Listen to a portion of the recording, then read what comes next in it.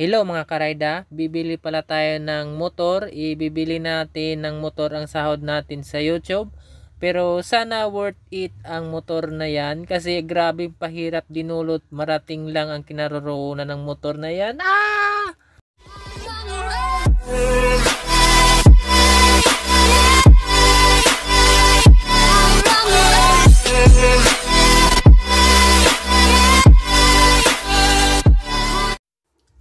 Hello mga karayda, good day. So for today's content is bibili tayo ng motor.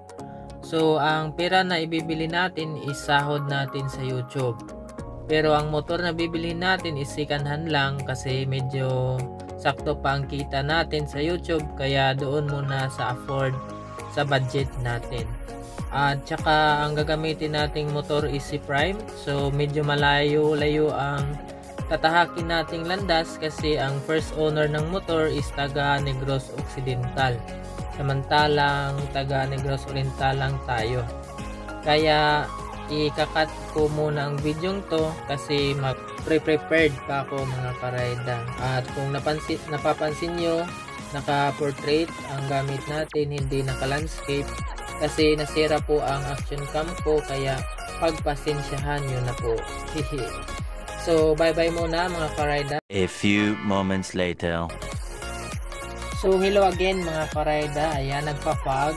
At nagta-travel na po kami patungo sa Occidental. Pero ang daan na napili namin is shortcut patungo sa Negros Occidental. Pero mas risky lang po kasi dadaan kami sa gitna ng gubat. At hindi muna ako magsasalita para hindi kayo madisturbo. So panoorin nyo na lang po ang video mga karayda. Ayan, napakaganda ng daan dito mga karayda. Kaso nga lang po, wala po gaanong tao dito, kaya napaka risky mga karayda. So mute muna tayo para mas ma-enjoy nyo. Bye bye.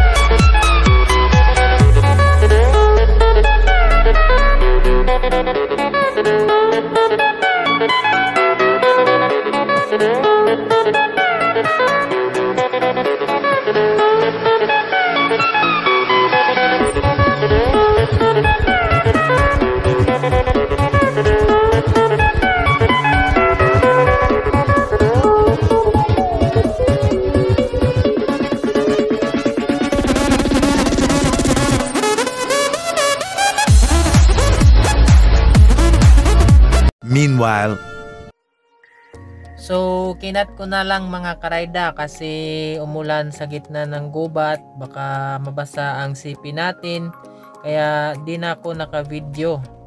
At ayan, nakita ko na ang unit goods naman, pati ang mga papel kumpleto lahat, kaya kinuha ko na ang unit mga karayda. Ayan. One day later.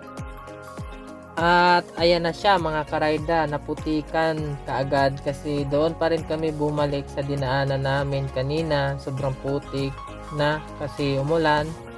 Kaya ayan, tas pagkarating namin dito sa amin, sobrang init lang dito, kaya nagsama na ang putik at alikabok.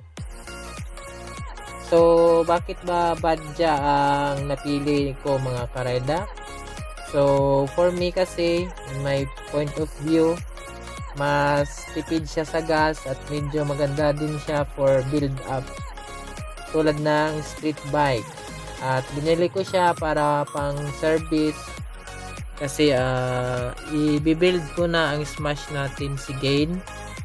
At isasabay na natin siya sa uso. Kaya abang-abangan nyo na lang mga karayda.